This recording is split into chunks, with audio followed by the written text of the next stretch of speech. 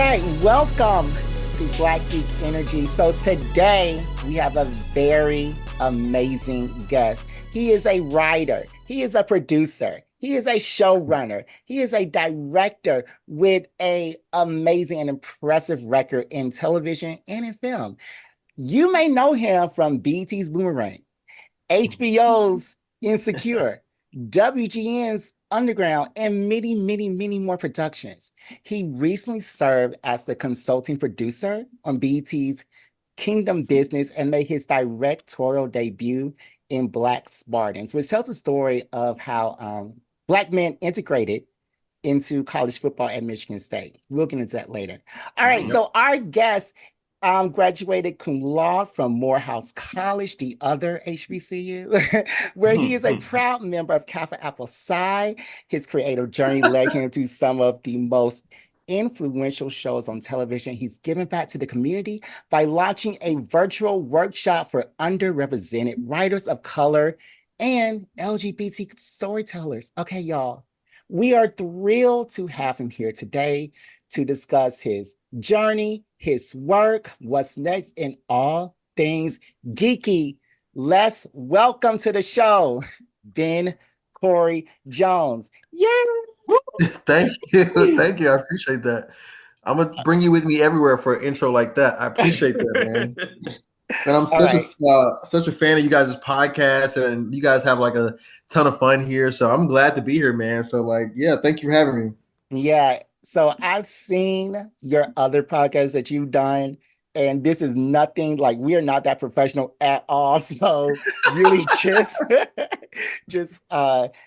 keep it like laid back, relaxed, and you'll fit in perfectly with us two weirdos. But okay, so do I call you Ben or do I call you Cory? Because I've seen both. I go by Ben Cory. Okay. Yeah. Usually like whenever I go to work or like professionally, it's always like a ton of Bens around. Do we curse? Can we curse on this podcast? Or like curse away. Okay, great. Yeah, it's always a lot of Bens everywhere I go. And so like I started going by Ben Cory just professionally. I kind of think it has a nice ring to it. And like who doesn't love like a 3-named person? So and it's also like a little, I mean, to be honest, like it's really like a little bit of branding too, like which I think we'll probably cover and stuff, like just trying to stand out and differentiate myself, among like other writers and other producers, and just always trying to like, make myself an individual. All right. So Ben Cory, let me ask you how we always start out this podcast. How has your previous week been? Oh, that's a great question. That's a great way to start. My week has been pretty freaking amazing, honestly. But it also has been really, really busy and really jam-packed. Like this is sort of like pitch season in the television world. And so I've been I mean, man, like y'all know me, like I'm just my job, and I totally feel like the reason God put me on this earth is to tell Black stories. And it ain't easy because, like oftentimes I'm pitching and trying to sell shows to people who don't look like us. And so like this is like kind of pitch week for me. So I've been pitching a bunch of shows, but like the fact that I am in rooms and in Zoom meetings with like heads of networks and studios to pitch stories about us, like that's such a big deal. So it's a whole lot of work, but like it's never lost on me the wonderful opportunity that I have to like be a storyteller and be a writer. You know what I'm saying? So yeah, it's been a great week. How about y'all? Oh God. My week has been fun. It started off not as great as I would like for it to, but then it got great, starting with your acceptance to this podcast, and then a whole bunch of other good things come where I had to actually call DeMarcus and be like, DeMarcus, leave work right now, listen to me. But yeah, a lot of good things have happened. I watched a lot of things. Finally saw Godzilla -1, which was very good. It tells the story of Godzilla in Japan right after the war, immediately after the war.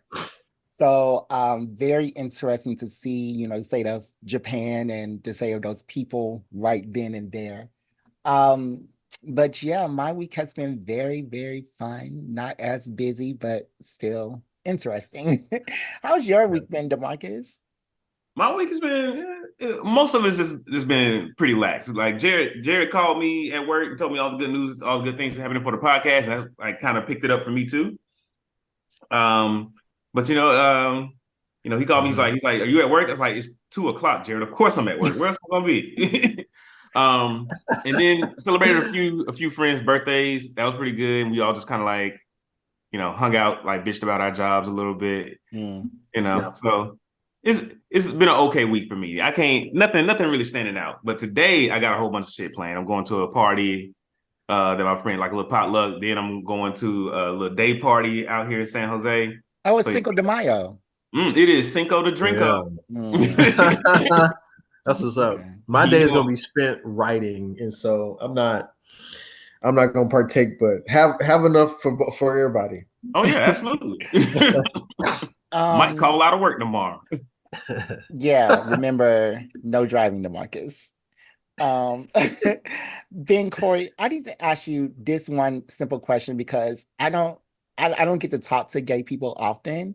So I just need to know, Sure. have you seen the Gerard Carmichael show on HBO? I have not seen the full show, Okay. and I'm like, to be honest with you, I got off the Gerard Carmichael bandwagon, and I'm gonna keep it all the way a buck here. Like his comments about like him only dating white men, like I just kind of got off the train then. And also one of my best friends lives in Chicago, and he went to see Gerard in like a live show, and he and his girlfriend literally walked out because he just felt like it was so. And these are his words. He felt it was very anti-black. He felt it was very like anti-gay, is what he was saying. It was just very cringy. And so I'm glad you brought this up because I need to go and watch it, but I have intentionally been avoiding it. But I guess I need to have a perspective on it. But yeah, So, well, I mean, yeah, give it to me. cringy is the word. Okay. Like on the first or second episode, he literally puts I mean, look, it's not like interracial dating, I don't mind, but seeing you put a white man's foot or any man's foot in your mouth and then immediately have some other white man from Grinder being your like apartment for the Emmys while your stylist is in there and you're asking him, do you want to go to the Emmys? Like the whole show is cringy. Like I literally talk to DeMarcus about this stupid show every week.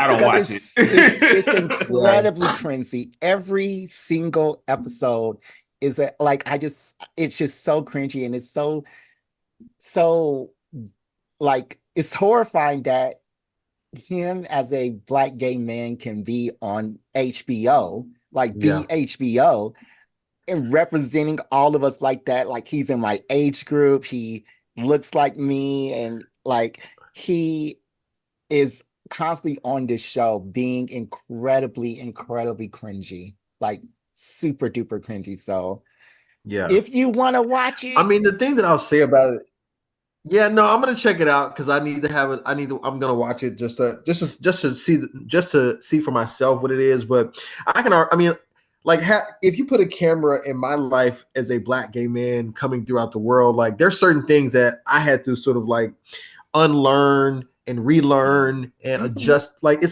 our walk through the world is not easy, and it's something that I don't know. Like, I don't know if I'm doing any justice to the world and to like my community of black gay men by showing like parts of myself that I haven't fully explored. So the fact that he's acting this out in real time for anybody, I think that could be challenging and problematic, right? So I mean, it sounds like what it's he's courageous. Doing. It's very courageous. Yeah, it is. It is.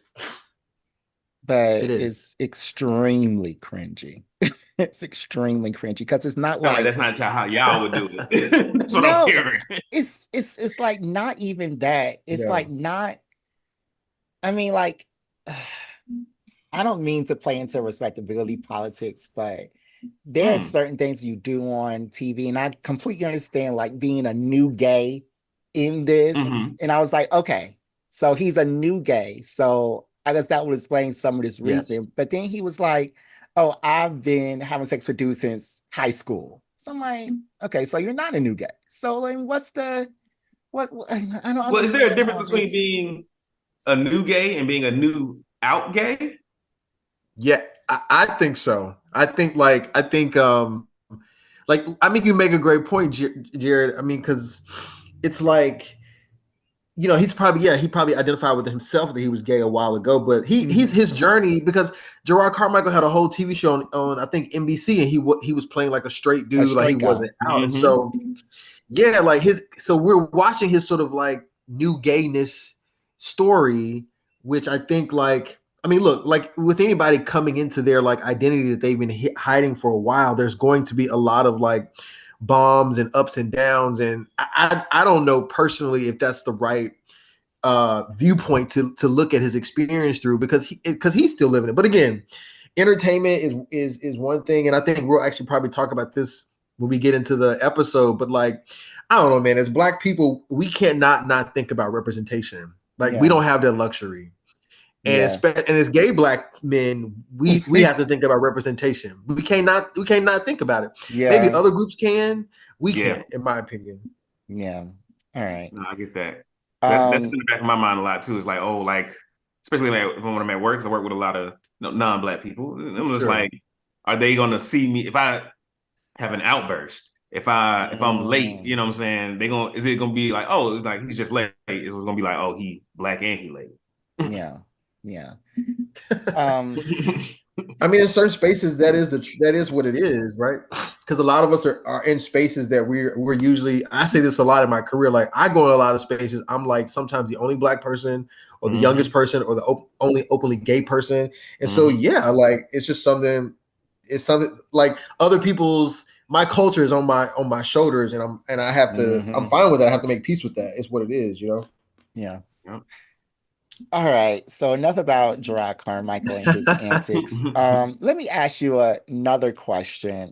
Not pertaining to anything, but I've talked with a lot of other Greeks I know from Hampton University, our home by the sea and the best HBCU Hmm. around. What do you think about this new class of um Greeks coming in, and then they say to the girls, shimmy like a kappa or stroll like an alpha, and then you can get a prize?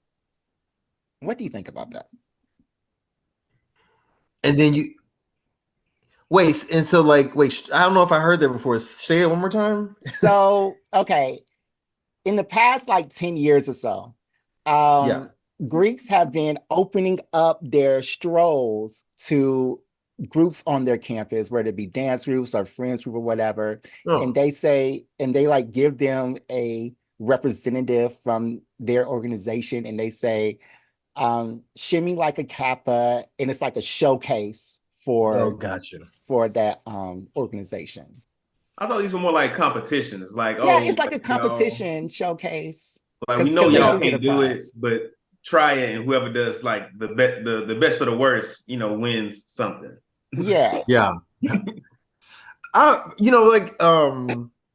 it sounds pretty fun. I mean, like, I'm okay with stuff like that. Like, I don't really have, like, when you say that, I don't really have an issue with it. I've heard a little bit about this. Hmm. But what this is bringing me back to is that, so the movie that I produced on Netflix is called Stepsisters, and it's Yeah. basically about, yeah, a Black sorority girl who teaches a white sorority how to step.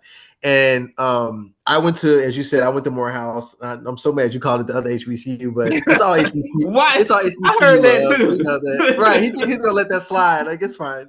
Um, but when we were developing that film, I talked to a lot of Black people who went to PWIs, and they'll tell you that, like, in the Greek system, there would be a moment where, like, the white Greeks and the Black Greeks would come together, and the Black Greeks would teach a white sorority. I'm sorry, a Black sorority would teach a white sorority how to step. A Black Greek would teach the white Greeks, like, and like, for some people that's like, oh, that's a big no. Is like, but we always looked at it as like, it's sort of a cultural exchange to a certain extent, right? Like, and I don't really see anything wrong with that. Like, at the end of the day, this is all to just to promote every organization and to sort of like build like my whole thing. And like, you know, I say this a lot just in my life and to myself, like my job is to like build bridges with people, not burn them. And so like if I can do something that can help somebody understand where I'm coming from or my experiences, like I'm kind of down for that. You know what I mean? Like I'm not like a purist in that sense. Like I do have my boundaries when it comes to like my fraternity and like what we share with outside people. But if y'all want to shimmy, let me just see your best shimmy. Like I don't I don't mind it. That's fair. That's fair. You know? I saw Step Sisters. That's what made me laugh when you brought it up. But what is the? I'm wondering what are the because I went to PWI for grad school, and I would see like the black fraternities, like they're teaching, you know, the white fraternities or sororities stuff. Like, what are they getting in exchange? Like, what are the white sororities and fraternities giving back to the black sororities? That's a good question. I mean, I think like, you know, it's like I feel like that is a thing that happens to like it's sharing a part of our culture, right? With another group that doesn't necessarily get it. Like I don't necessarily know if we need anything back in return from them other than just like the visibility that we've always needed or desired. You know what I mean? Like and a lot of what, you know what I'm saying? Like I feel like as black people, a lot of what we're doing is just normalizing ourselves, you know, to a larger experience, right? Like, you know, like my job, like when I worked on Insecure, like we're just telling our normal ass stories, and like that's groundbreaking to people, and it should be, right? Because we haven't had our experiences normalized to a certain extent. So maybe that's what we get in return is to allow our like, especially in this case, allow our Greek traditions to be seen in the same sort of like broad light that everybody else's is, right? Like it's funny because like I spent a lot of time on USC's campus when I moved to LA. Funny enough, I did the Bill Cosby writing program that was housed at USC, which is crazy now that I even say that. But it was like a program that was funded by Bill and his wife, and we were at USC. And coming from Morehouse, we didn't have like frat houses and sorority houses, but like at a school like USC, you got like these white fraternity sororities have mansions, right? And when you look at our experiences, we're like, we don't have that. Like, and it's just, and so I do think that there's something to be said about like, you know, the value that we place on our experience versus everybody else's experience. Like our experiences should be valued just as much. You know what I mean? Yeah. Yeah. No, I definitely hear that. Yeah, because at UW they got mansions, they got chefs, cleaners, like, and then in Hampton, you know, your boy Michael was able to rent out a house this year, so that's the house. Right. Wow, I didn't know they had like chefs and stuff. I knew they had houses. Oh yeah, but they had it all up in there. Crazy. Okay. At this time, what we usually do, Ben Core, is that we give a recommendation of any form of media for our listeners to watch or read or play or anything. So do you have a form of media that is a must watch, play, or read for our listeners? Must consume. Put us on to something. Yeah, put us on. Oh, that's a great question. My favorite, I'll tell you what some of my favorite podcasts are at the moment. Okay. I really like I like the Joe Budden podcast, and I like Rap Life Review because, and this is really interesting because as much as I think that like those Rap Life Review is an Apple Music podcast, and obviously the Joe Budden podcast, they're probably like my two top podcasts that I'm always listening to. Because I feel like when it's like a podcast about Black music, you end up inevitably talking about Black culture a lot. And I don't necessarily know if I find a lot of podcasts that are covering like a real expansive view of Black culture, because our music is a real window into who we are, in my opinion.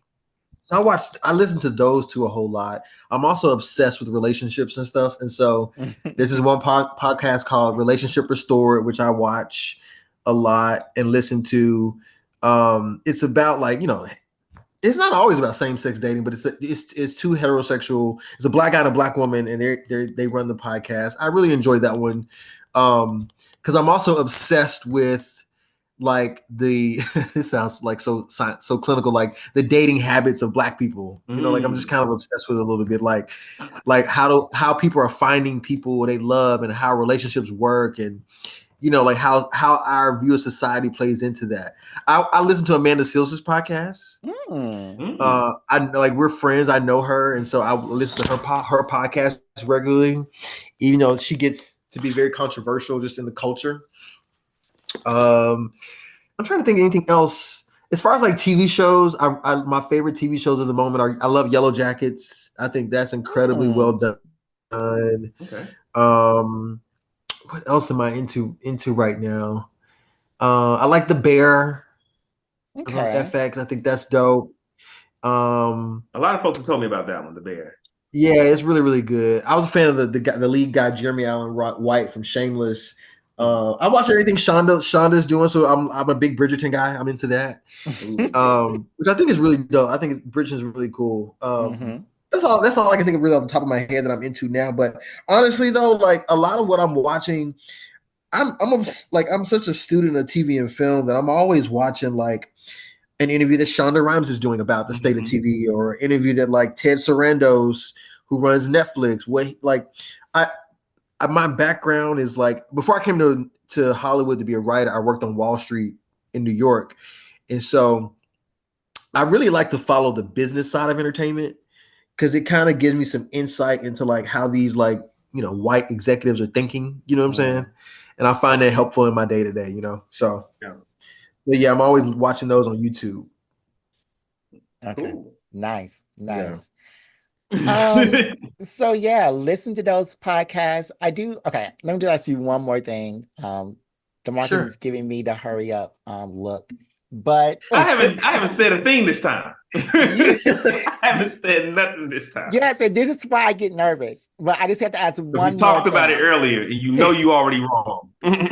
Okay, so Amanda Seals just did this Club Shay Shay interview.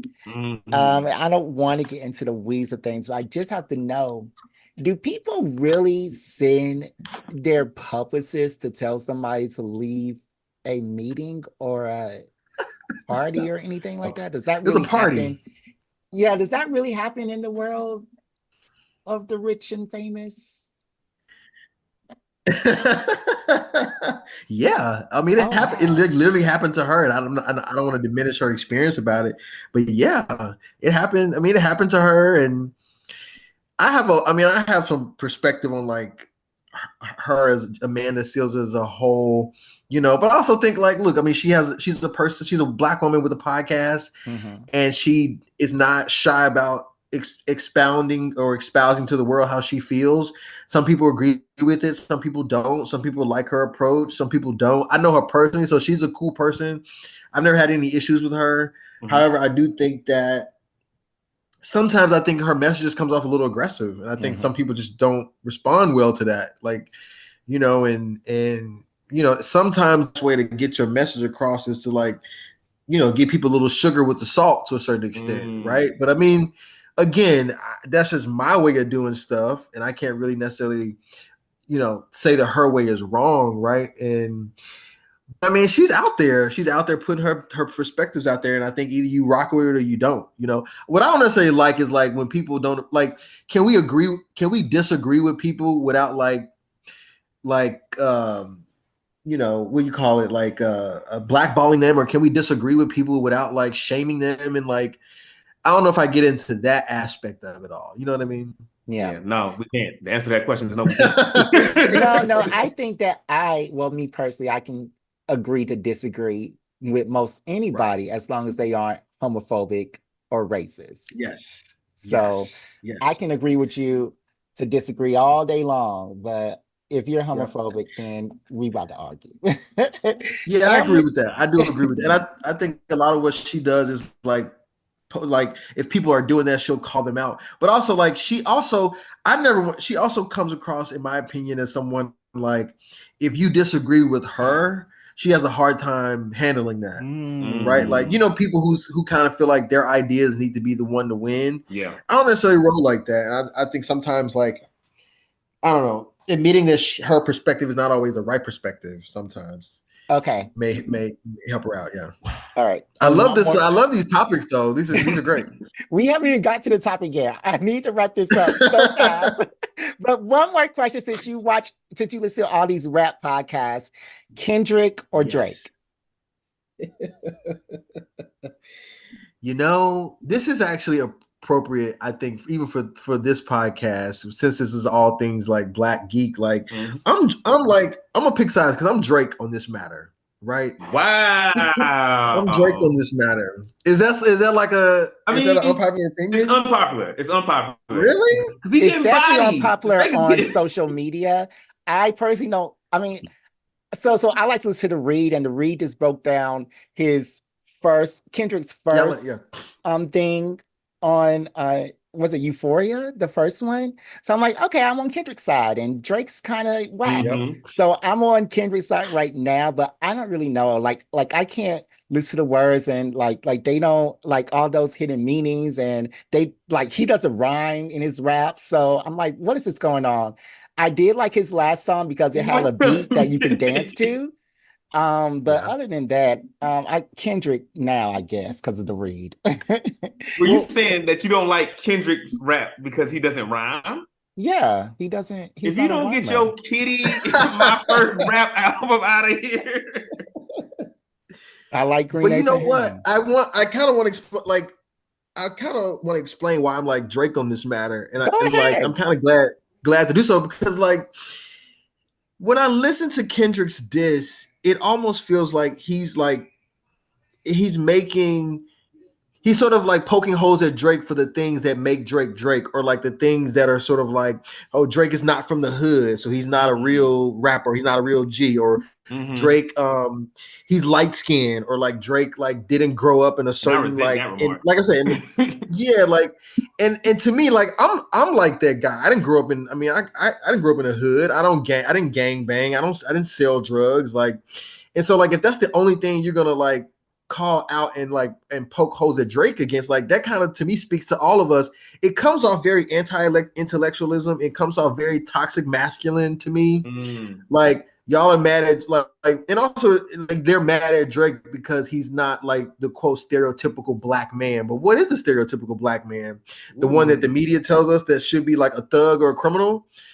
Because like, so now I feel like Drake is like the spokesperson for like all of us geeks to a certain extent, or all of us, like that's how I feel. Okay. Like, because he's sort of he's like, I've lived my life being told that I'm not like a man enough, or like I got to get my street cred up. And like, that's literally the only thing they're saying. And this goes for Rick Ross. This goes for who else has something to say? And to a certain point, I'm like, well, Drake was never those things, and he never claimed to be. So like, but is that what qualifies somebody to be a black man? Like how much street cred you got? I thought we passed that, but it seems like we haven't. Not everybody. I mean, right, exactly.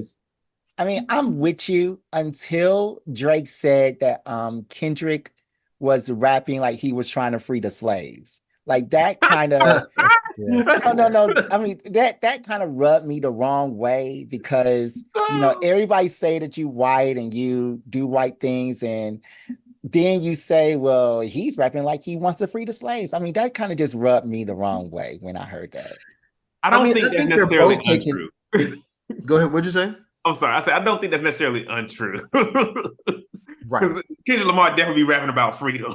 But because Drake is half white, he can't say that. But we all kind of, I mean, like that ain't a wrong bar. Like it is very, you know. But again, I think they're getting very in the weeds now, like because it has become less about who's winning the rap battle as far as like lyrical cadence or lyrical style, or the way you can manipulate words or verses. Now we're just sort of like who can reveal the most dirt about the other. And I don't know if that's not rap beef to me. All in all, I feel like they've jumped the shark at this point. Like they went back and forth. Now it's just like we don't need no more, because it's like, you know, I'm like J. Cole, like I'm bowing out. You know? J. Cole was smart at one. That was right. That He's was coming up very smart right now. But you made a good point that about when you were talking about like the Drake not being like the stereotypical black man, and what is a stereotypical black man? I feel like that's a great that's a great segue into our episode. Great. We're about to talk about the Boondocks, and Yeah. it's stereotypes all up and down this show. So yeah, like DeMarcus said, let's go ahead and take a quick commercial break, and we'll come right back with this week's topic. BGEN. BGE commercial? It's Jared here, and before we go more in depth with our geeky discussions, I want to talk to you about something important. Life's an epic quest, full of twists and turns. But guess what? We got a partner for you in this adventure, BetterHelp. You heard it right. BetterHelp.com will connect you with a licensed therapist who gets it. Whether you're battling real-life villains or just need someone to chat with, BetterHelp is your quest guide. So, fellow geeks, go to BetterHelp.com/BGEPod.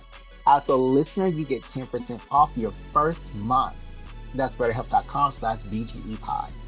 Because leveling up your mental health is just as important as saving the universe. BetterHelp, because even heroes need support. All right, and we're back, and just like every week, we're bringing it back with an activity, a little game, something to tantalize the senses.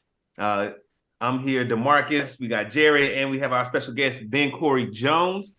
We heard you like the Boondocks, so we're centering this game around that. And this is a new game. I just made it up last night.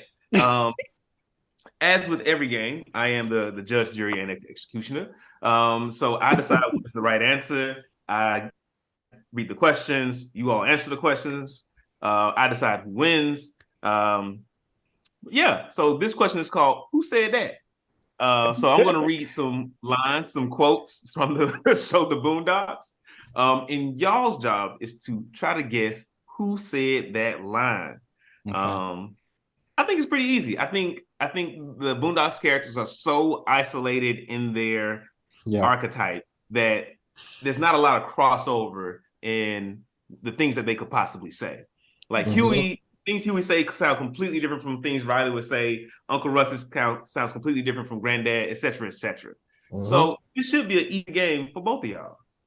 Okay. Because Jared says I make the games hard to embarrass him, but I don't think that's true. I mean, anyway, survey says. All right. I'm thinking of a number between 1 and 10. 7. Okay. 1. Okay. The number was 9. Then Cory, you're going first. Okay. First question, or first line, first quote. We don't have the finances to be feeding these bitches. Granddad? That was Riley. It's Riley, okay. Yes. Oh, okay. okay. Okay, we're getting warmed up. Okay, okay. The way I'm gonna do it, I'll give both of y'all a chance to answer. That was just like a warm up. Now we both know how this is going. All right. Cool. Jared. Yes. Number 2 is on you. Okay. You do what you can to help people, and they make you wonder, why even bother? Huey. That's right. That was Huey. All right, Jared, you on the board with the first point. What number are we going to? We're just gonna do all 10. Whoever has the most at the end wins. Okay. All right. Great. All right. Then Cory, number 3. Your pain is the breaking of the shell that encloses your understanding. I'm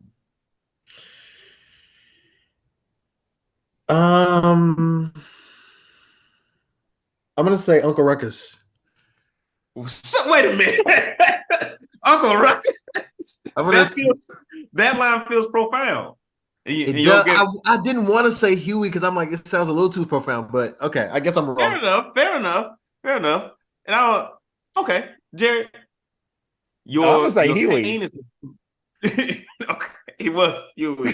I feel like that was. I think that was from the first episode when Granddad's like, "Oh yeah, somebody died there." Right. Like, Granddad's like, "Say something deep, boy."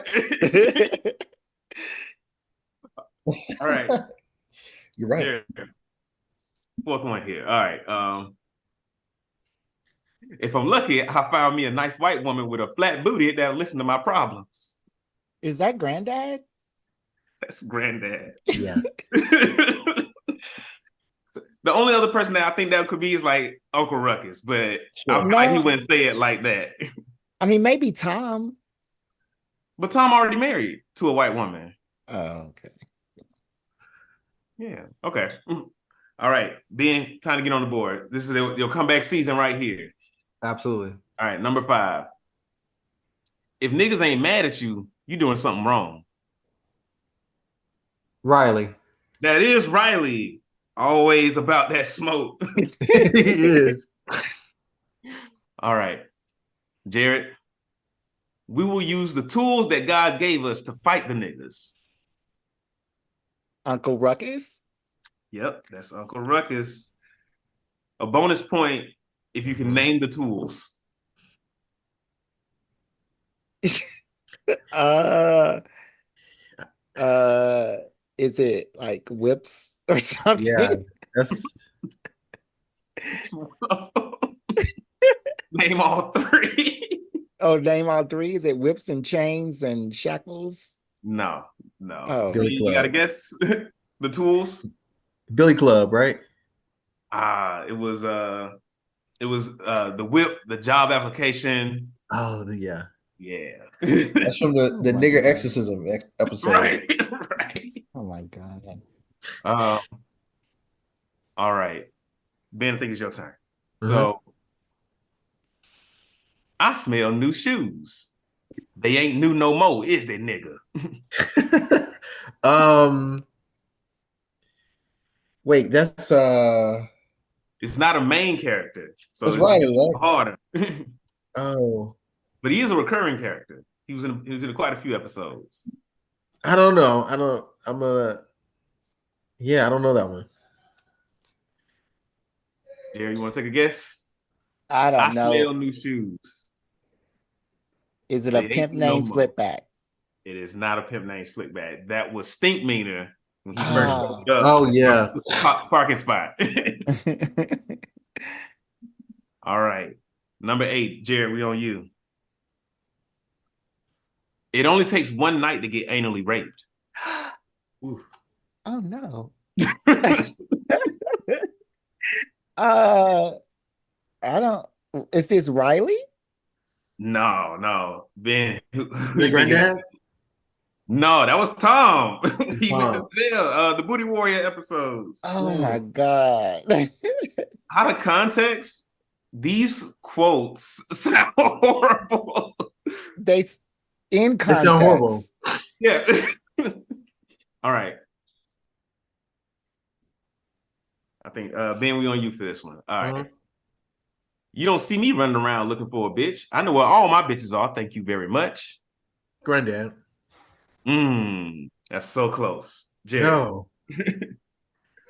Or you change your answer, Ben? No, I'll let Jerry go. Okay. If it's not granddad, I know who it is. Is it a main character? It's not a main character. Recurring. We see him a few times. I'm gonna say a pimp named Slickback.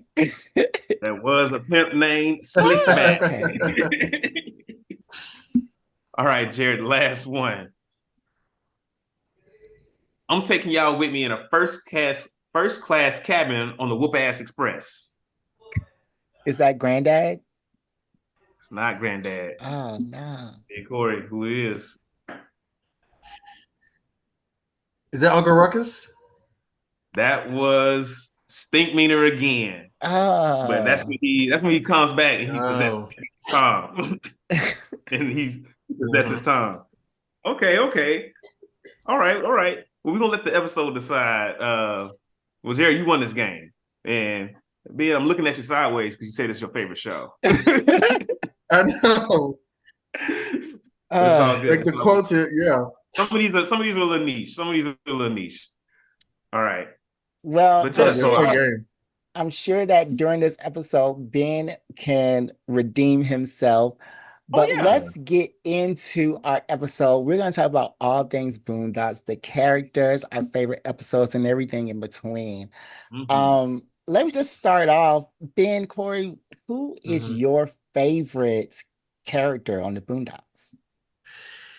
Yeah, I mean, it's definitely Huey. There's only You one know, right. it's just, I mean, the fact.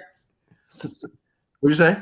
I was saying there's only one right answer. There's No, only I mean, one unproblematic answer. yeah, like it's sort of like I think that character is just a brilliantly written character, and it's like the character that can say the thing like from the onset. You know, this character is like radical or like not. I mean, radical may not even be the right word, but this character like has an opinion, which I Mm. Mm. like a whole lot. And this character has an opinion. And this character has thoughts about you know the world and can literally like sit back and be like, I mean, I just love how a lot of episodes open with like they're watching like a faux Tyler Perry show or they're watching like Mm. BET, and this like Huey's like what 10 or 11 or something, Yeah. Yeah, and yeah. can just literally look at like the world from a lens that I just think is great. I just think that like, and I have an older brother, and Mhm. so and our mom passed away when we were kids, so we were raised by our dad, and it was like the three of us in the house. So I saw myself in this show so much because it was Mm. like me and my brother and my dad, and I just sort of saw like my brother and I couldn't be more opposite,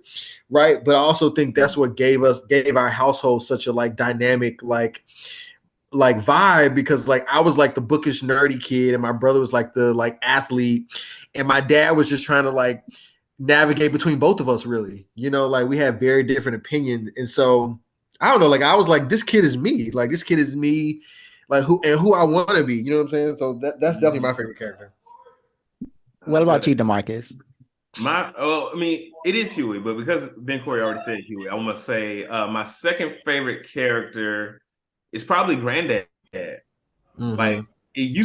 my second favorite character used to be Riley because it was like that's the kind of black kid I wanted to be. I wanted to be, what I'm saying, with the shit, what I'm saying, Interesting. all guns and gangster music and shit. But I'm like, I'm not like you said, Ben Corey. I was a bookish kid. Like I Yeah. was book smart. I wasn't street smart. Mm-hmm. So, but now it's like I want to grow into like the kind of old man Granddad is because he's just cool. He living his life. He do his Mm-hmm. thing. You know what I'm saying? He's unashamed. He just trying to find a good woman. Um, I am. I gotta say, I'm a bit more open to what that woman looks like. It ain't got to be a white woman for me. Are there are there any granddads in your life?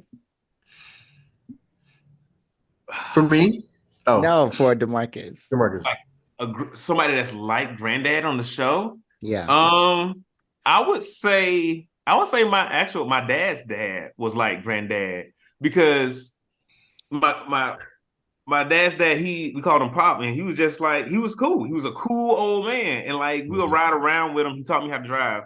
So I'm teaching, he'll like have me like take him to like a drive-through or something like that. And if it's like a young lady working in that, this man spitting game. Mm-hmm. Like, how you doing that, young lady? And then like she'll try to give him his change. She's like, nah, you keep that. That's for you. I'm like, Granddad, you married. Let's go. Wow. What about you, Ben Corey? Do you know any granddads in your Mm-hmm. life?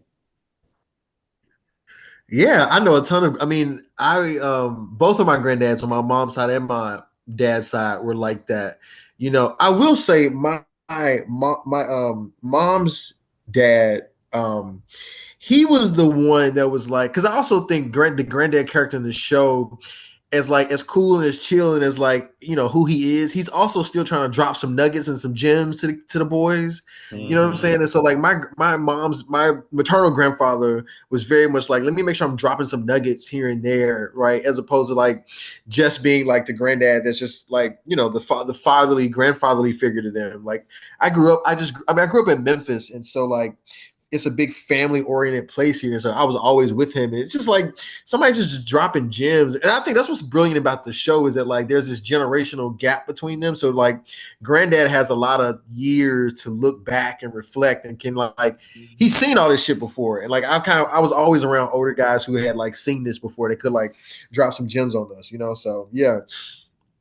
Yeah. Well, as far as for my favorite character, it's definitely not Huey, because Huey would just get on my nerves if I knew him in Mhm. real life. It's Wow. definitely not Granddad because he is kind of cringy for my taste.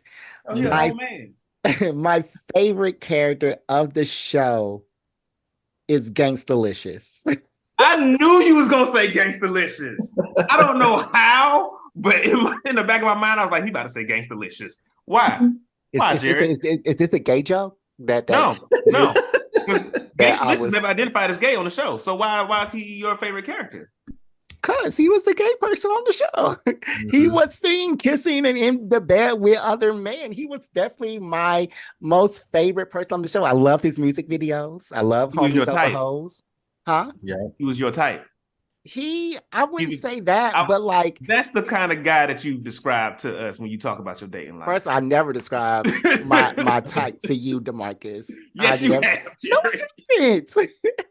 But no, I mean I think that like in the concept of this show has always been like the Tyler Perry show. We're gonna tell you what goes on behind the scenes, or Oprah, or R. Kelly. So like seeing Gangstalicious, that was like that was like my light bulb that like this stuff really goes on. I've known this forever, but this stuff really goes on behind the scenes of the rap industry. So he was my favorite episode. He was my favorite character, the best person on that show for me. He was the funniest. He was the only person I was like, okay, there should probably be a spinoff about Gangstalicious. It would be a great story. That's real. I can see that. Yep. Yep. Yep. Do you know any Gangstaliciouses in your life? No, I don't know any Gangstalicious in my life. Especially not my current life. But when maybe I was younger, I did. But I don't anymore. I don't talk about people anymore. We lost touch. Oh, I'm sorry. No, don't.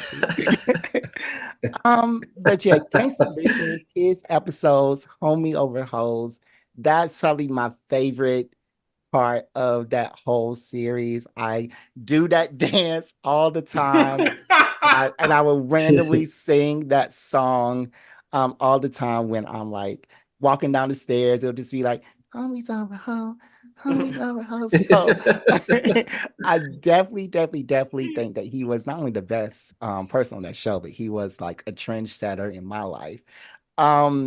But there were a lot of great episodes, like the R. Kelly episode stands out. The Tyler Perry episode definitely stands out. Ben, Cory, what is some of your favorite Boondocks episodes? Yeah, I mean, I remember where I was when that Tyler Perry episode hit. That's like to me, that's when the show like took on like it got bigger when that episode came on. I was living and working in Hollywood. I hadn't quite made it yet, and it was almost like, for some reason, Aaron McGruder and the Boondocks were able to put into words what none of us could quite like articulate the problem that we were having with Tyler Perry, right? And it was like the problem that we were having was these like stereotypical storylines that only feed into sort of the white misconceptions about what Black life is, which is like the dark-skinned Black dude being the villain and the woman need to be saved by the light-skinned dude. And then it was just like questioning like Tyler Perry's sexuality, why like these it's not just he's having good looking dudes on the show, but like they got to be like gorgeous and beefcakes, and it was just like it was just brilliant. It was just brilliantly done, right? Also, however, I also think that like that episode it somewhat highlights some of the like a flaw in that show, which is its approach to homosexuality also, which I think Boondocks as a whole, to me, struggle in a way that I think a lot of Black culture struggles to talk about it, right? Because like that last line when he's like, "Well, shove this finger up your ass," I'm like, you can't do that. Like you can't. Like, that's just what I'm saying. And so it's not like Boondocks is not a perfect show, but I think like I love when you can do stuff like bring Martin Luther King back. I remember that moment. I love that moment. I love the nigga exorcism episode is pretty dope. You know what I'm saying? Because it's also like, I don't know, it's like telling a truth that we really don't want to hear, right? But it's also, I think Boondocks is encouraging us, like even when I go back and watch episodes now, like it's not just sort of railing against like what society has done to Black folks. it's saying like, how can we do a self-appraisal on ourselves? You know what I'm saying? Like, how can we look at ourselves? You know what I mean? Like, so I think those stand out. I didn't realize that the garden party moment was like the moment, like the reminiscence of a moment in Get Out. Like, I didn't realize that till years later. So it's like, you know what I'm saying? Like that's exactly the scene in Get Out. Like when, you know, like when Lakeith's character, you know what I'm saying, says what he says, like that's the exact same moment. I'm like, oh wow, you know. So yeah, man, like it's just like, how many places can you talk that specifically about race to society, but then also talk to black people? Because you can't talk to black people about everything. Yeah. And it's sometimes hard for black folks to like accept that we play a role in our socioeconomic and like political standings in this country. Like we got to do something about it. And that's what I take away from the episode. I didn't mean to go all this way on that question, but it's just like when I start talking about the Boondocks, like I just get this feeling that like I remember watching it and thinking that like, man, like we can talk about what is being done to us a lot, but like what the fuck are we doing? Right? Like how are we handling joblessness and homelessness in our own community? Because they're not gonna save us. Yeah. Right? We gotta save us. No. So Ben Cory, let me ask you, who had the best Tyler Perry episode? The Boondocks or Atlanta? The Boondocks. That's an easy. I mean, look, when you have the characters putting lotion on these bare-chested men, and like, and that's the great thing about animation, right? Like animation in its core is meant to be subversive, right? Like The Simpsons, South Park, like it's meant to be like satirical, right? I think I mean, the Atlanta episode is obviously a great episode, but it's just like the Boondocks didn't give a shit. Like they just told the truth. Like they talked about how like Tyler Perry, he's closeted probably, which is why a lot of we see these images the way they are. You know what I'm saying? Like, so to me, that episode, like, it's just a brilliant piece of art. You know what I'm saying? It ain't a perfect piece of art, but it's also like my jaw drops to this day when I watch it. You know? Yeah. DeMarcus, what's some of your favorite episodes of the Boondocks? I'm due for a rewatch of the Boondocks. Like having this conversation is just like making it burn in my soul even harder. Some of my favorite episodes, the Pimp Named Slickback episode. Yeah. Was just like hilarious. And I think what really stood out to me in that one is like just like the I guess like the context of like dating and relationships and stuff like that. And so you have some women who are like, you know, I would say most women are pretty much above board when it comes to dating. They want like somebody that's gonna meet them wherever they are. But you see Granddad like throwing his all into this woman who's just like, all take. And it's like, and everybody around him is telling him, it's like, yo, like she's a hoe. And he's like, no, you need to stop talking about my woman like that. And then at the end of the episode, she's just like, I'm a hoe. What did you expect? Yeah. And I'm like, damn, like that's rough. I think like the Booty Warrior episode like really stood out for me. Cause I'm like, like Tom, like how afraid he is. I'm like, you know what? If I ever went to jail, I'd be pretty scared too. I don't know if like being raped would be at top of my mind, but like it wouldn't be. It would definitely make the top 5. Oh my goodness. So we talked about if there are any Hueys or granddads in our lives, but have we ever met an Uncle Ruckus in our lives? Oh yeah. Oh yeah. Okay. Tell us about it. I don't think they look the same way Uncle Ruckus does. Like Uncle Ruckus is the extreme. Yeah. But yeah. But you think you met somebody that was definitely. Oh yeah. I've definitely met folks who like didn't like being black, and I definitely met them while we was at Hampton, and they was like, yeah, I met people at Hampton who didn't. They wouldn't just come out and say, "Oh, like I don't like black people," but they would be like, you know, I don't like that ghetto stuff. I don't like, you know, and you hear it even today, and I feel like a lot of times when you hear from men, it's targeted at women. It's like, oh, I don't like all that makeup, that big booty stuff, the weed stuff, and it's like, bro, they just trying to. Like they doing what work for them, and you say you don't like it, but you staring at that woman, and she the only one that made a comment about. Yeah, and then you see it. you'll see it the other way with women. It's like, oh, I don't like locks. I don't like unkempt men. I want you to have like a clean cut. And it's like, I want you to, I want you to look like you got something going on. I want you to be, I want you to be working. And it, working, and when I say working like something like corporate, working something that we making like hundreds of thousands of dollars or something like that. And it's like your expectations of Black men to start to become like distorted and unrealistic. And it's like you're not looking at the men around you and like, was your father that kind of guy? Because I seen your daddy. He don't get his hair cut every 2 weeks. What about you, Ben Cory? Do you know any Uncle Ruckus type people?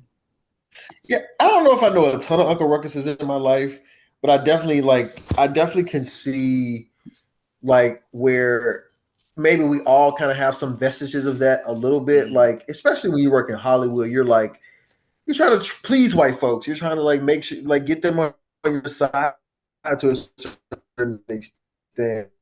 So like, I think Uncle Ruckus is definitely an extreme case of it. And I don't know if I've seen that, like, it being that blatant, but I think that character is kind of meant to be like an archetype of like someone who walks around with that identity all the time. You know what I'm saying? Like, and I don't know. I just think it's such a dilemma for us to figure out like how much of, like I said, like how much of where we are and how we walk through the world is like, what can we fix and what are the systematic issues and oppressions and all that stuff. Like, but I just think it's a great character. That's such an like such a difference from all the other characters on the show, which makes that show such a full, well-rounded show because you got all these different ideas and opinions in people. You know what I'm saying? So, I don't know people like that personally, but Uncle Ruckus slips out of folks every now and then. Yeah, I think he's just like a combination of all the worst parts of a bunch of different people. Yeah. One more thing I want to say about Uncle Ruckus is like he like in every episode you see him, he insists that he's not Black, and I think we maybe as a culture we moved past that, but like I remember in the late '90s, early 2000s, when nobody all Black. Everybody was like, "Oh, I got Indian in my family," or "I'm mixed." Yeah. And I even think like that's where like the Atlanta episode, like the episode in Atlanta where that guy was walking around like, oh, he sees himself in the mirror as a white guy. But he's you know what I'm saying? Like, like so much of what Boondocks did was just like give these sort of heightened scenarios that had just really just snowballed and inspired like other pieces of like Black TV and Black film and stuff, like because it was just like, I don't know, at the time it's just like nothing else was like it at the time. So as like crazy as Uncle Ruckus was, I was like, it's one is kind of hilarious, but then it's like it's making me look at myself to see if I have any of those like ideas in my own life. You know what I'm saying? Yeah. I feel like the Boondocks was really the Black folk Simpsons. Yeah. Ben Cory, you've written a lot of things. A lot of our favorite characters come from you. Have there been any influence from the Boondocks in any of your characters so far? Yeah, I will say that. You know what I mean?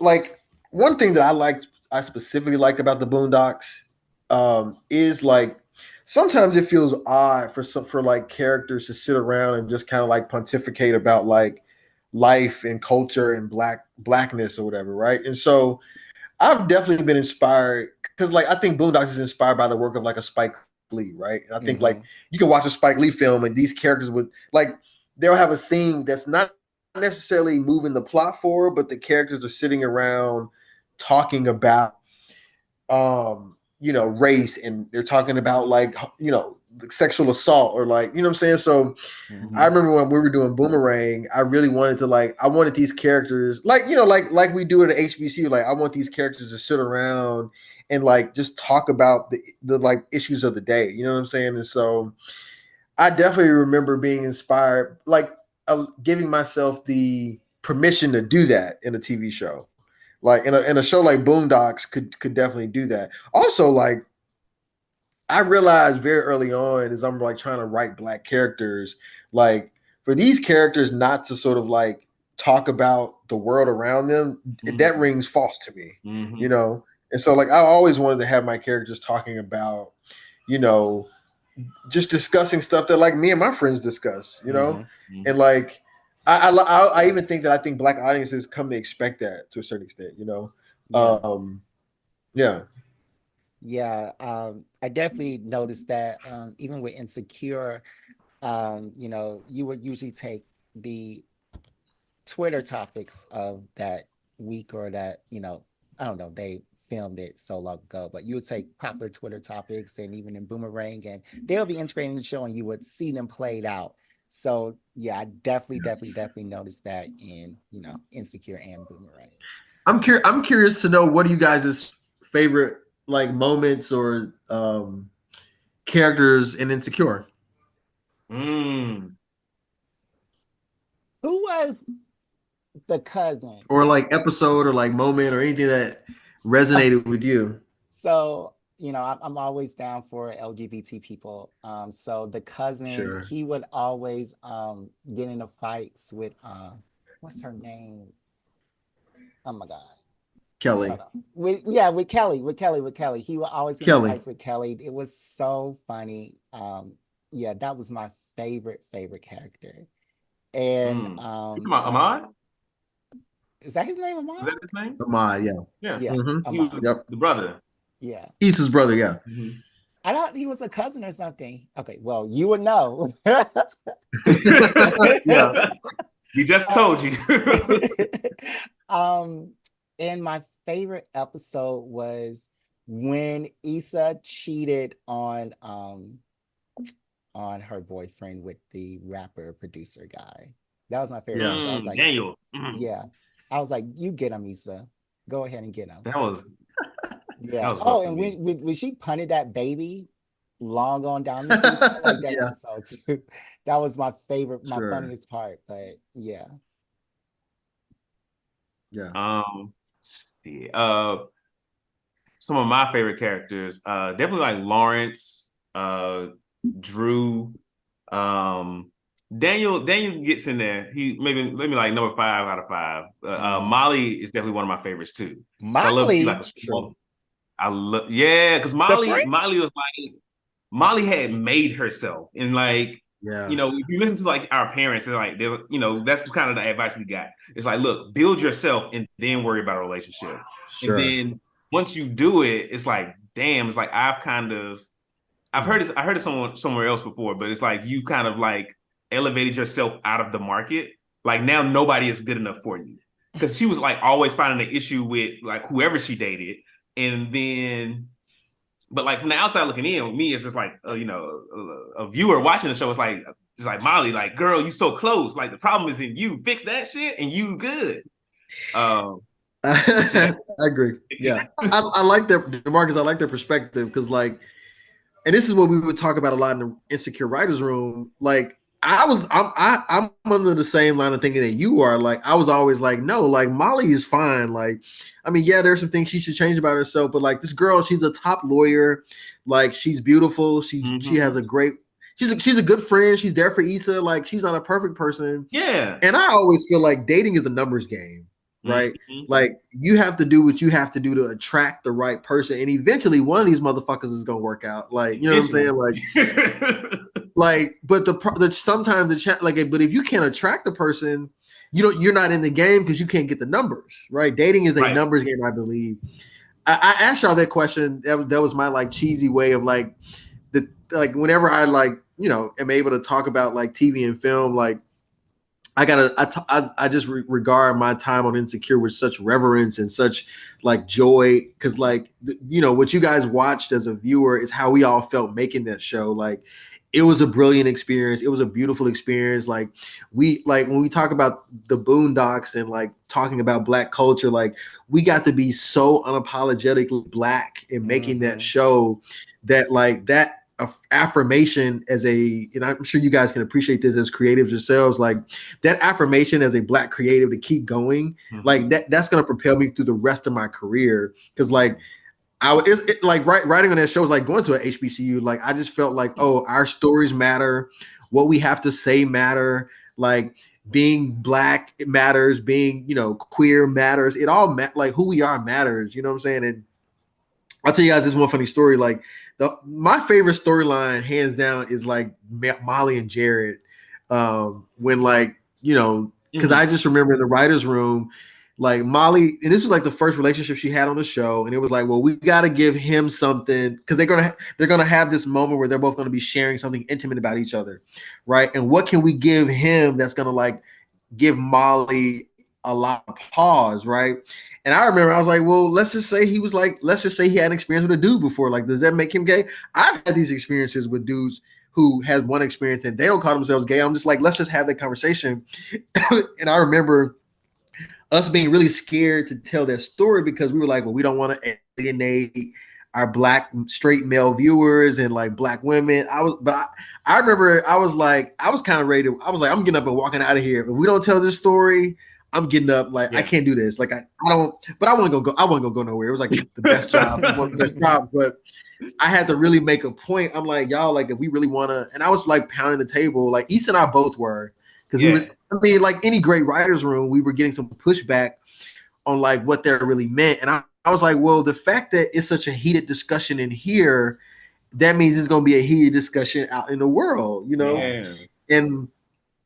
And I think that's when our show, in my opinion, that's when our show tipped to the point where our show was going to have cultural conversations. Like people on Twitter were going to be debating, is he gay? Is he not gay? Should Molly have left him or should she not have? You know what I'm saying? Like, I don't think she should have. I think at the end of the day, that was a perfect person for her. Yes, right. It but was. the perfect person for you may not come in the perfect package that you want, you know, and we gotta have to like, so like, yeah, as you can see, like, I just get excited when I can talk about stuff like that and have characters that they're just real. Like we all go through these things, you know what I'm saying? And so that's my favorite moment and like a really like, you know, writing apex for myself. Yeah. As far as like what we can do with these stories to tell, you know? No, I hear you. And I'm glad you brought that up because I think that one did spark a lot of good conversations. And it's like, if you cut hair one time, does that make you a barber? You know? Yeah. Right. So yeah, and I agree with you. I don't think Molly should have left that man, but she couldn't get past it. She couldn't get past it. Get past it, right? Yeah, and I think like I hadn't really heard a lot of. I mean, we would talk about those things in our small groups, but like to put it out in the world like that, I think was dope. You know what I mean? Yeah. And then it kind of set the stage that our show can, because a lot of times Insecure was like some of the maybe critiques we got was that it's just like a glorified soap opera. Because it's just about relationships, which I'm fine with a glorified soap opera. That's cool with me. But can we also put something in the show? Like I remember when we were doing the Molly pay inequality storyline. So like when Molly found out that her white male counterpart makes twice as much as she does as a black woman, you know, and that got the black women in our writers' room very heated because like they've experienced that. And so like we from then on, we were trying to find storylines that like there were no clear right or wrong answers to it. Like these things aren't over, right? It's like, how do you deal with them? You know? Yeah, I mean, yeah. Man. So, yeah. Insecure always was culturally relevant. And I think that, I mean, that would be a amazing writer's room to be in. And you should definitely have reference because that is like, Insecure is like the Bible of Black television for a lot of people, including myself. So right. That's like a cornerstone of the culture. Yeah. Yeah. All right, guys. Do y'all have anything else to say about the Boondocks right quick? I want to go through a few more characters and I want to talk about like what these characters represent because I think what we said a lot of times, like, these Boondocks characters are like archetypes of what Black people could be. But I think it's the same for like the few white characters we see. Y'all remember like Ed Wunsler, the fat white guy, the rich guy. Like what does that guy represent? Because I'm sure we've all met that guy in life. I mean, he's like every politician, right? Mm-hmm. Well, every Republican politician. And also like this, like, go ahead. Just white, like, just like barreling through the culture to a certain extent, culture appropriator, like a little, you know what I'm saying? Like that comes to mind for that character. Yeah, like DJ Vlad. Yeah. Wait, who? DJ Vlad. But I think DJVlad.com. He's a white guy that writes about rap all the time. Like that's how he makes his money. Oh, okay. Yeah. What about Tom's wife, Sarah? Because at first, when we first introduced Sarah, I'm like, oh, she just, regular white woman wants to, in love with a black man. But then like the Usher episode made me see her in a completely different light. It made me see their whole relationship in a completely different light. I'm like, oh, she's running this man. And I was like, I don't know how I feel about that. I mean, she wants a black man. It feels like Yeah, she definitely has the fetish. fetish, yeah.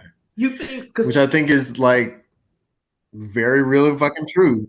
Yeah, I agree. That's very real and very true. And I think, but what I think the only part that doesn't like connect for me is like Tom is not the typical black man. Like Tom is, Tom is like, I think Tom's the black guy that we would all look at and be like, you are not black enough. Like, you don't have enough street cred. I mean, like she was like a sorority chick, right? And like she was like the typical white person. And like, I don't know, I'm not a white person, but like they usually go for the corporate black guys, that went to college and stuff. And they usually want that light-skinned baby.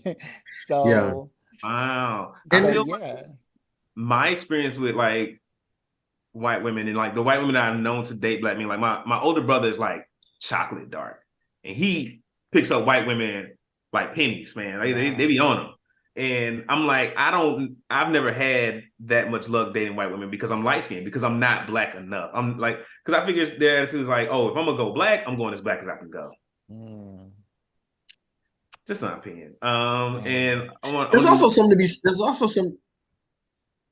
Go ahead. I'm sorry, no, there's also something to be said about being like a palatable black dude, right? Like, and where that takes you, like, like the black guy that is like black enough to be black, but then also is not too black that scares off white people. I've definitely had to think about like my own life and in my career, going in different careers, about like, again, just like the fact that we had to think about how to make white people comfortable as black men, like that's crazy. Like that's just sort of crazy. And like, and it borders on fetishization, but then it also borders on like, like how do we, what does that do to us internally though? You know what I'm saying? Like, but what can you do? What can you do about it? I think you can just like not internalize it to a certain extent. Yeah. Have you ever dated a white person? Who, me? Yes. Dated? No. I have not. So what did you do? I'm just too black for all that, to be honest with you. Like, I hate to say it that way. Like, I'm just too. My friends and I talk about this. You know what's funny, DeMarcus? You said something earlier about how we were talking about Insecure, about how like Molly like focused on her career and kind of like, I guess, priced herself out of the dating game. The reason why I love Molly as a character, I am Molly. Like, I feel like I worked so hard to get where I am, and all my friends, Jared, to your question, all my friends are like, "Oh, you just need to end up dating somebody white, or you're gonna end up with somebody white." But here's my question: why are like black people the only people told that in order for them to find somebody, they're gonna have to find somebody outside of their race or and when you ask someone that, are you saying that because there's not enough intelligent or whoever you're looking for within your own race? Well, then why is there not enough? For example, why aren't there enough black men for me to date that I gotta find I have so many friends that tell me that I'm gonna have to date a white guy, but why aren't there enough black men for me to date? And then like where are they? Like, what happened to that? I personally think that there are enough for me to date, but yeah. Why do we tell black people that? I don't know. And I've had a lot of conversations with friends about this same kind of thing. And I think my perspective is where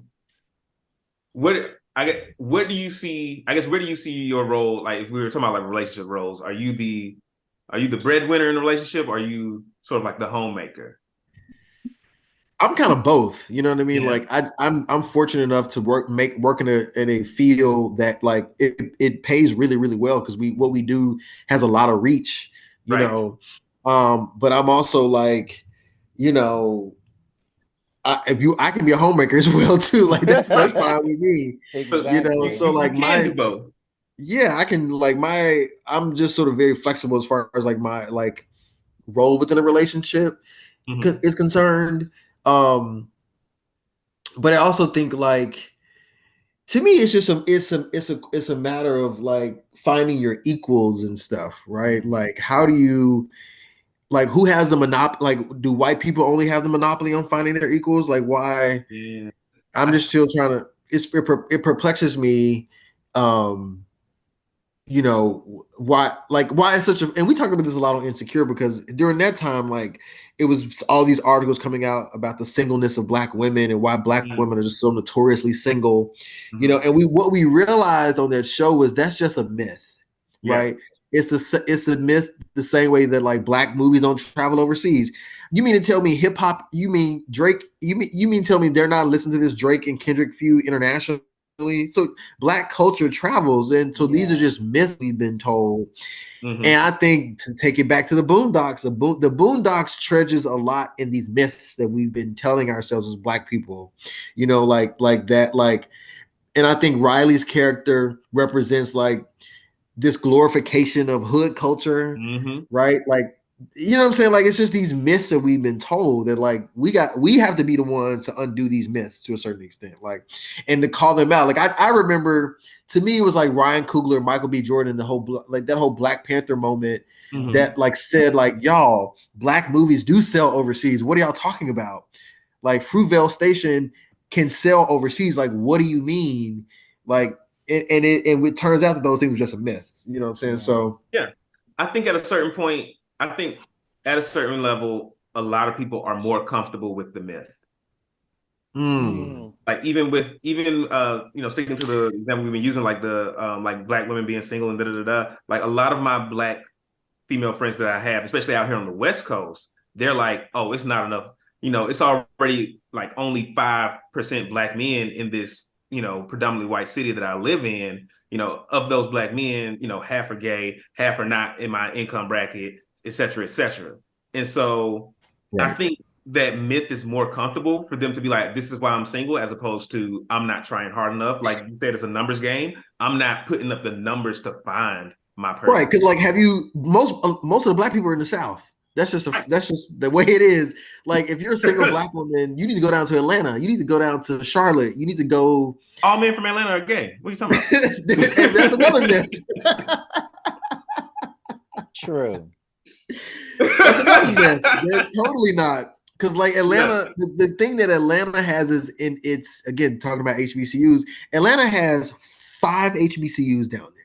Yeah. Mm-hmm. And there's a direct correlation there. I think it's something like 40% or 40% of people that go to school in Atlanta stay in Atlanta. You know, Mm-hmm. it's some high number, some crazy high number like that, you know. And again, like I think this is what like I spend my days thinking about, like, because it's like when I'm putting content or writing stories out in the world, like I've lived a lot of these experiences, and so like somebody has to be the one to say like no, these are myths, and stop telling black women they need to date white men Mm-hmm. or Asian men. Stop telling black gay men that I can't find another successful black gay men to date. You know what I'm saying? Like, stop telling straight black men that like, you know, there's one way to be a man. Like, you know what I'm Mhm. Right. saying? Like, there can be multiple ways. Like, and I think these are just when you pull back these layers, you know what I'm saying? Like, you realize like again that these are just things that we've been telling ourselves, and like we got to retrain. I gotta also say I worked on Underground as a TV show too, Mm-hmm. Mm. and the biggest thing that TV show taught me, one, my writing abilities like just went through the roof because like you're literally writing a slave rebellion thriller epic espionage type of like show, so like I just became a better writer. But it Mhm. also taught me that we have not excavated our history enough to move forward. Like, and until we do that, until like I'm reading a book right now because I'm developing a show about a small black newspaper in Indiana that had a big hand in bringing down the KKK in like the 1920s. Mm-hmm.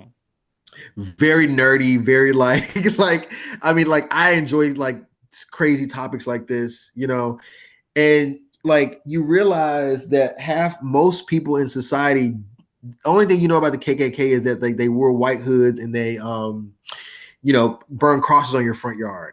But do y'all know there used to be KKK convenience stores? Yeah. And like, you know what I'm saying? Like KKK Wow. restaurants. And they literally would say Ku Klux Klan store. Like, and like, so we haven't even excavated that's like our history enough Right. to have such these pronounced ideas about like who we are now to move us forward. You know what I'm saying? We're trying, but Yeah. you know, that's why I appreciate subversive mediums like the Boondocks and, you know, even the work that you guys are doing, like just highlighting the idea that there's another way to be black, like to be black and into comics and anime and into, you know, satirical things. Like it's just, you know, like we come from a long lineage of like the black, like the 70s with Afrofuturism and like all those like otherworldly, like that is we are the as black geeks, we're the spawn of that. You know what I'm saying? So I'm stepping down from my box now. No. Appreciate it. We definitely come from kings, as they say Exactly. after Umar. But yeah, let's move on to the questions now. If nobody has anything to say about the Boondocks, we're gonna go to the questions after a quick commercial break and come back with some questions starring Mr. Ben Cory Jones. Be right back.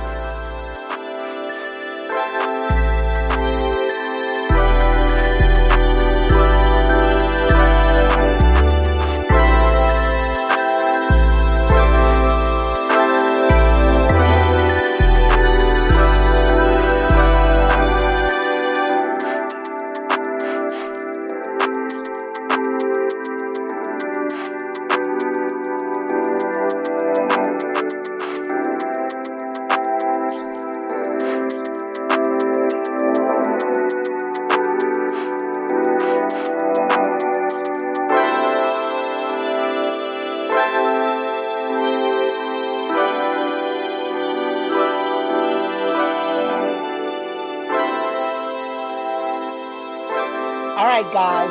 So every time there's a new guest, we ask them some quick fire questions. Now, Ben Cory, these quick fire questions, you could just say yes or no, or I don't know, or you can go on and explain your answer in further detail. However you want to answer is up to you.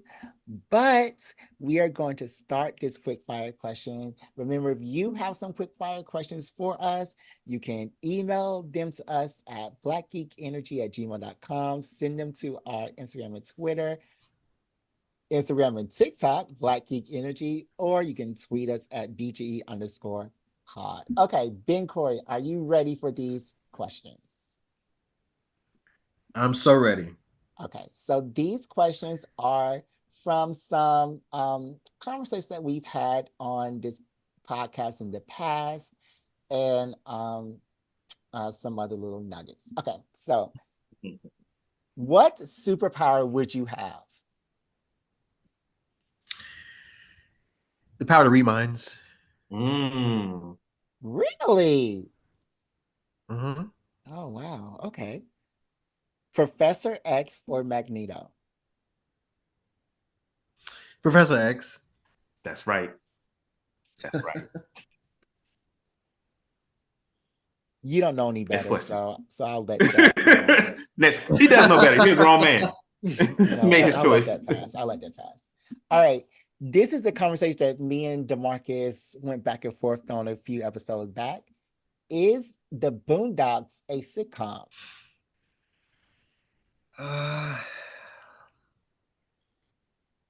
Yes.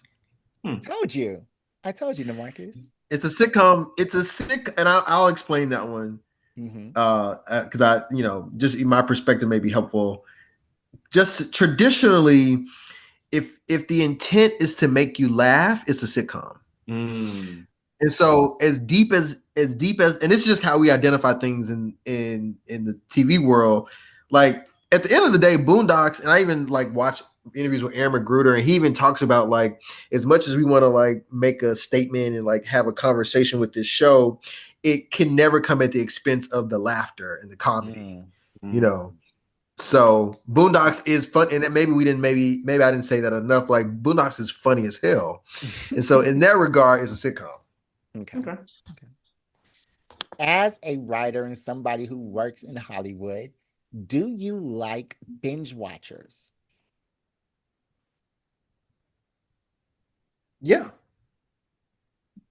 Okay. Yeah.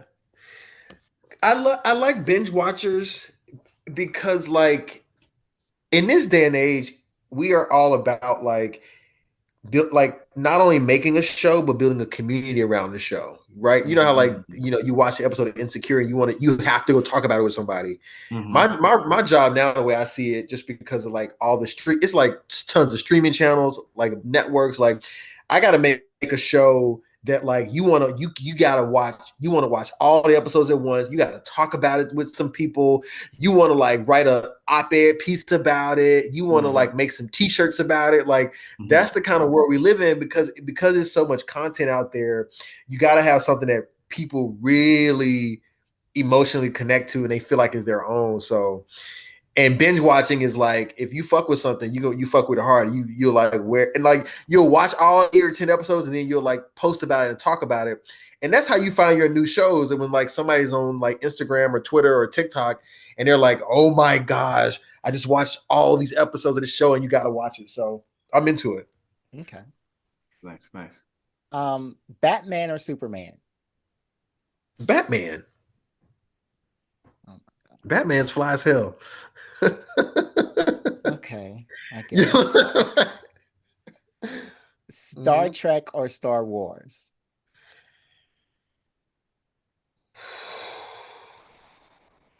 Star Trek. Okay. Star Trek. I wouldn't necessarily call myself like a bona fide Trekkie, but Star Trek was just interesting as hell and like different types of characters and like Star Trek is about issues to a certain extent. Also, yeah, Star Trek for sure. Okay. Martin or living single? Living single. Yes. Okay. Living single. What? I don't know. That's hard. No, I'm gonna go with my first mind because Martin is way funnier, but I think the situations in Living Single like stick with me emotionally. I would say more. Okay. That's fair. What is your favorite gay movie? Are you gonna ask me TV show after that, or I am now. okay? Well, I'll answer them both. Man, I became a writer, and I tell Patrick Ian Polk this as much as I can, because we're friends, and I've given him an award before. We've on the same stage to get awards, but Noah's Ark is the reason why I became a TV writer. Yeah, because I remember I was living in New York, working on Wall Street at the time, and I kept having this reoccurring dream in my mind. Like it was this image of this young black gay boy trudging through the snow in New York City, and there was this like city bus with its headlights coming to him. And I kept having this reoccurring dream over and over and over and over again. I was like, well, maybe God is trying to tell me I'm gonna write a movie about this image. I don't know what gave me that idea. And so I went to the library and I got like books about screenwriting. And that's what really unlocked this whole idea that I can be a writer. And then Noah's Ark came out, and I was like, oh shit, like this guy literally is writing about his own experience. I want to do that. So Noah's Ark was such a pivotal TV show for me. One, because it's about my experience, but then it was like I did everything I could to learn about who he was and how to become a writer. But my favorite movie, so that's my favorite TV show and like just favorite like thing that inspired me to be a writer. But Brokeback Mountain is my jam. Over Moonlight? Yes. Okay. Yes. All right. I have issues with Moonlight sometimes. I have some issues with Moonlight. Okay, And here's that's my main enough. issue. It ain't even so many issues. My main right. Can we do the Moonlight episode? I'm coming back. Let's do Yeah, yeah, Moonlight. we got to come back for a Moonlight episode. You do, because And well, I'll just say this one thing. okay. I remember when Moonlight came out, my friends and I all debated about this one particular topic. I wanted to see them kiss at the end. Mm, Like Moonlight to me is a perfect movie. I love it so much, but it is devoid of black male intimacy. yeah. Right? It's like, and I know Barry Jenkins, like great filmmaker. Again, Moonlight is a brilliant, amazing film.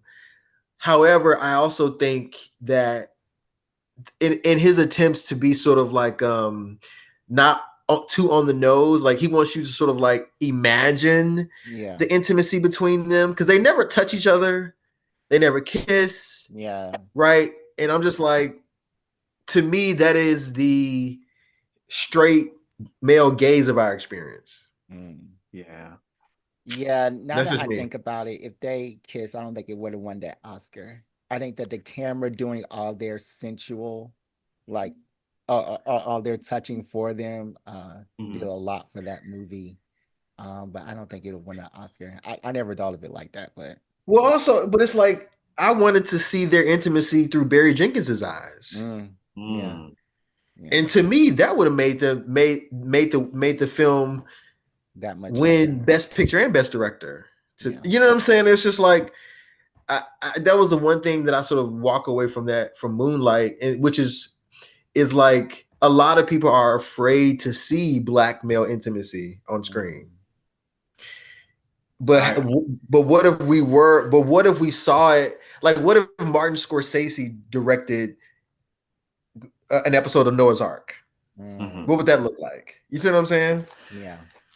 Well, that's our job, Jared. Like, you know what I'm saying? Like, that's what, like that's my opportunity, I think. But like that's my only issue with Moonlight.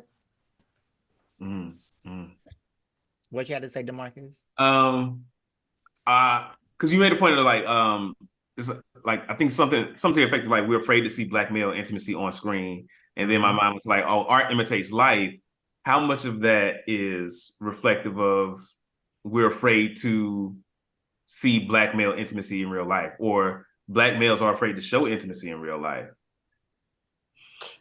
It's all of that. I think I, I think like I mean, I sorry. think it was a cinematic choice not to show that intimacy, but I also think like I'll tell you this. I feel like when we are finally able to see black male intimacy on screen, it will be groundbreaking, Mm-hmm. right? Because like also those two characters in Moonlight, like I don't necessarily know if I'm convinced that they're like fully gay. I feel like they're kind of both bi. And Mm-hmm. so what does that look like? You know what I'm saying? Like it's complex because like at the end of the day, as two black men loving each other, we still have the burden of masculinity on our shoulders. Right. And so what does that look like for us? Yeah. Yeah. And Patrick Ian Polk has made many, many movies going back from 2000 with Punks that show black male intimacy. He also made The Skinny and Blackbird. So yeah, there have been a lot of Yeah. movies with black male intimacy. But let me go back to these quick fire questions. What is Sure. your what is We your slowing it down. It's not quick fire no more. what is your favorite TV theme song? Favorite hmm.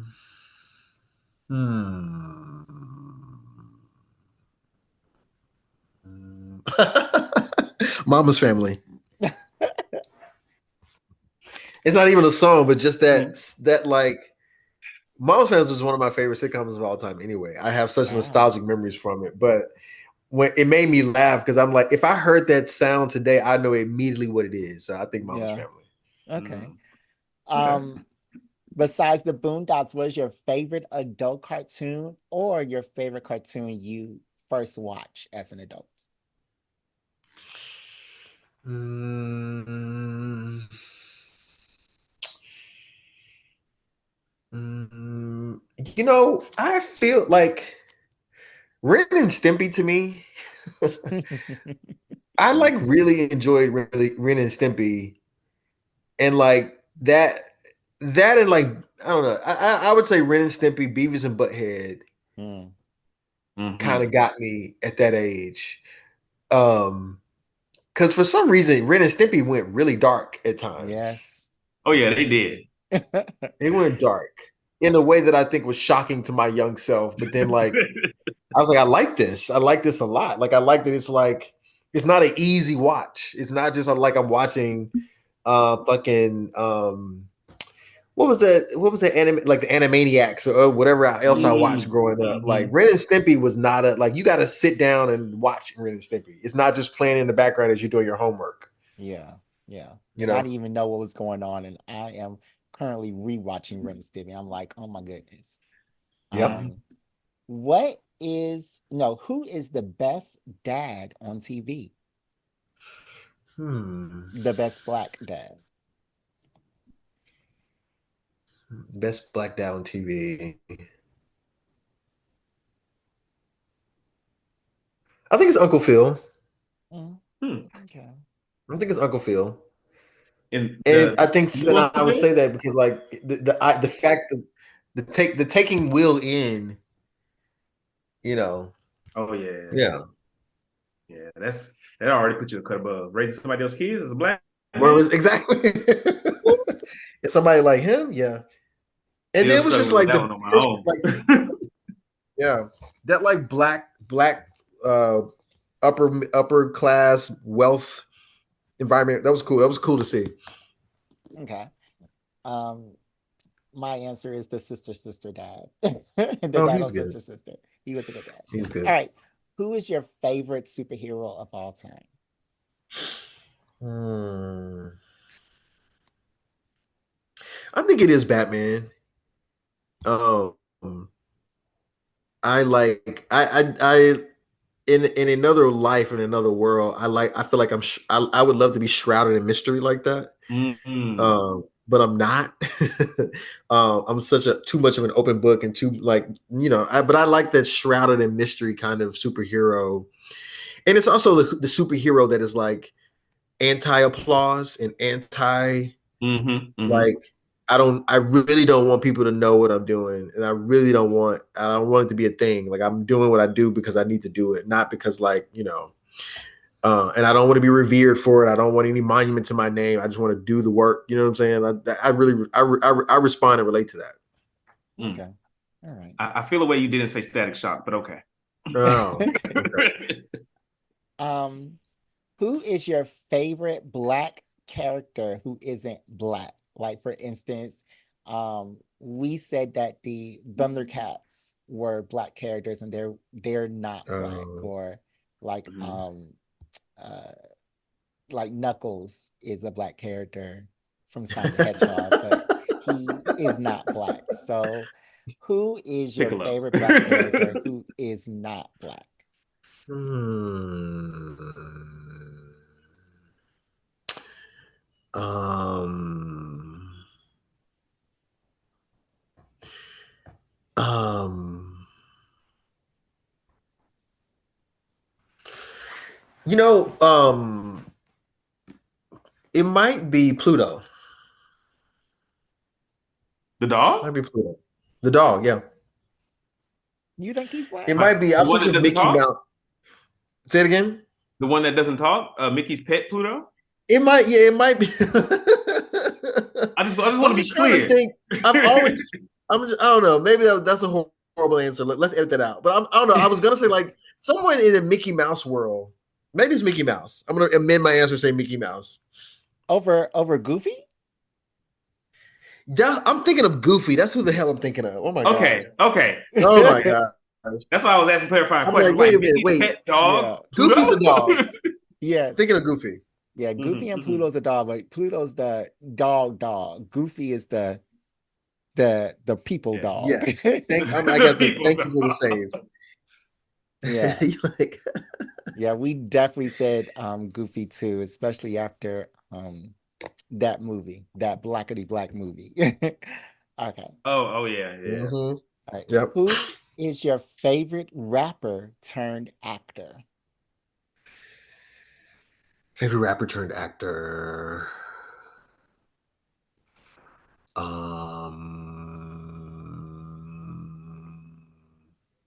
I think it's Ice Cube. Mm. I think it's Ice Cube. I'm tired of Ice Cube being the black dad. I'm tired of him being the angry Yeah, black. but there's something about him going from Friday to being. I mean, let's think when you really think about it. He went from NWA to being like the black dad in like black PG-13 movies. Like Yeah. that's a journey. Yeah. You know what I'm saying? Like what NWA stood for, and then now he's like the go-to black dad for like Christmas movies. That's kind of dope though, you know? Yeah. Yeah, I just wish he hadn't gotten like stuck in it. I don't know if he's stuck, but it's just Yeah. like that's like the only thing he acts in now. For real. Yep. True. Yeah.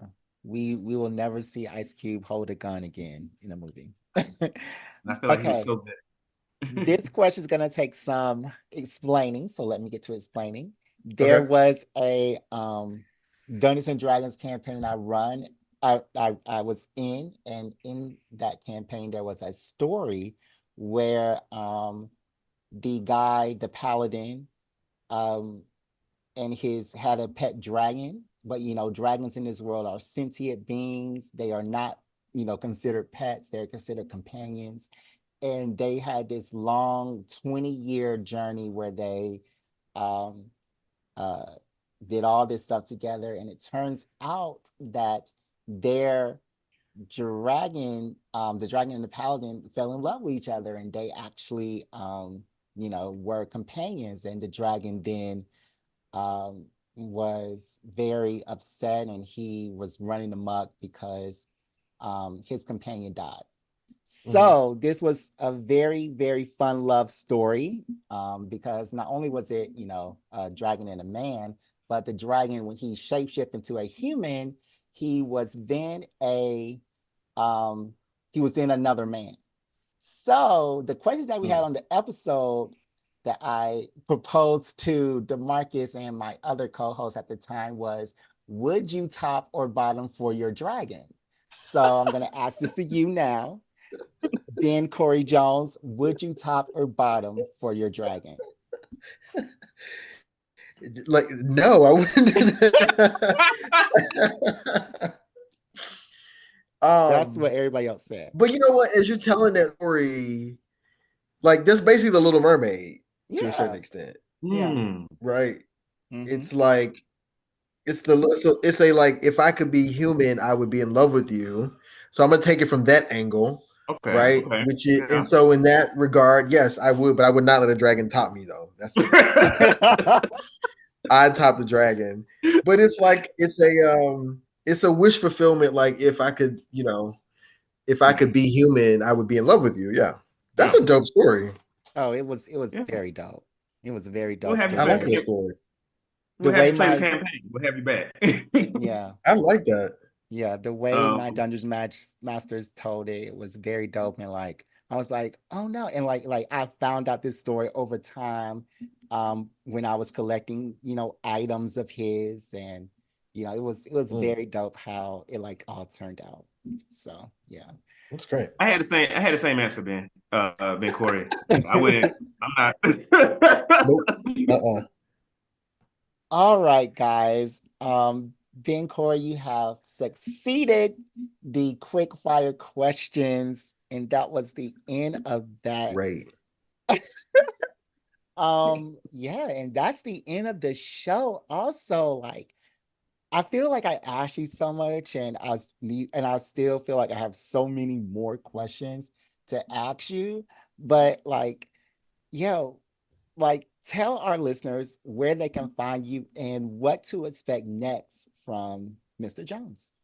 Yeah, absolutely. Well, it has been a pleasure, guys, having this conversation with you all. Like, I feel like we're friends now. So like, let's just be friends, and shout out to all y'all, all the great stuff y'all doing with this podcast and giving voice. And like I said, I don't talk about these all these very topics on any podcast. So y'all definitely have something special here. So I appreciate it. I am at Ben the Writer on all platforms.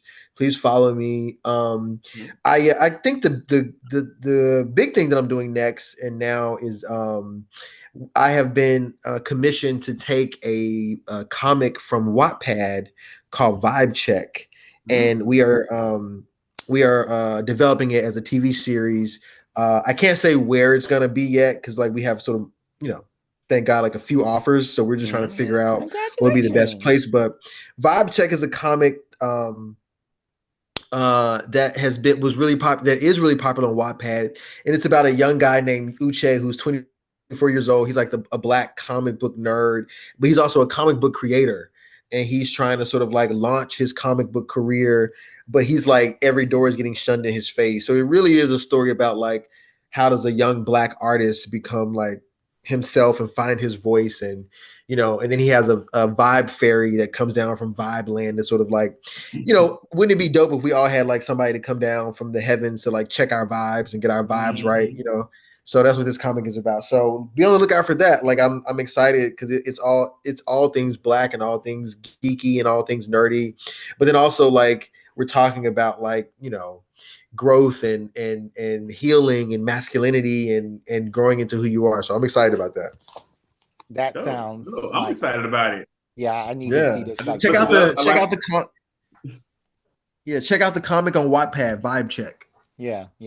I just googled that right now. Yeah, and we have to have you back on when you find out more information about that. And yeah, we got to have you back on. Yeah, I will come back. Thank you. Okay, so guys, you can always email us at blackgeekenergy@gmail.com. Instagram and Twitter is Black Geek Energy. TikTok is Black Geek Energy. Twitter is BG_pod. And I messed that up, but the links are in the status right below. DeMarcus, do you have any final words? You said a final word? Yes. Okay, great. It's been great to have you on, Ben Cory. And we've talked about a lot today, as we always do. And I think one of the things that stand out for me is like the archetypes, or what makes a Black archetype and what makes a Black person, and what then influences those characters that we see on screen. I think that's something that I would like for everyone to go and investigate this week. Like what, and especially if you are a Black person or a person of color, like what are the cornerstones of your personality, of what makes you a Black person? What do you lean on in hard times? And it doesn't have to be the same for everyone, as we see in the Boondocks, as we see in Insecure, as we see in like all of these other Black stories that have been told. Like every person comes from a different perspective, and I think it does a great job of dismantling Black archetypes, and that there's no one way to be Black, and I think that's the final word there. Okay, cool. All right, guys. I will do that. And that's it for this week's Black Geek Energy. Everybody give a round of applause for Ben Cory Jones. Yay! Thank you so much. Okay. Bye, everybody. All right, BGE out.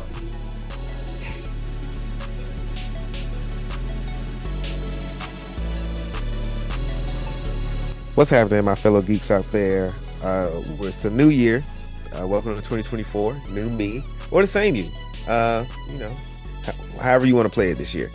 I am here to tell y'all that I am in a much better space mentally, and a lot of that is due to getting, I'm not going to say the help I need, but having someone to talk to objectively, like that third party who's just there to give you advice and not really trying to put their own judgment on you, and also like kind of helping you, think through some of your thoughts. Maybe you're an external processor, maybe not. But you can do all of these things with BetterHelp.com.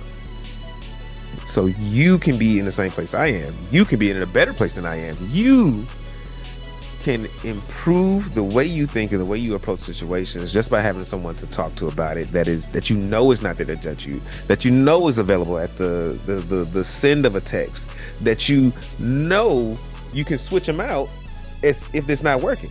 If they're not giving you the advice you need, you can just say, hey, BetterHelp, give me someone else, and they'll find you someone else to partner with. Tell you it's an amazing service. And if you tell them we sent you, you're going to get a discount. Because why would we tell you to go if we're not going to hook you up? So go to betterhelp.com/BGEpod and tell them DeMarcus sent you.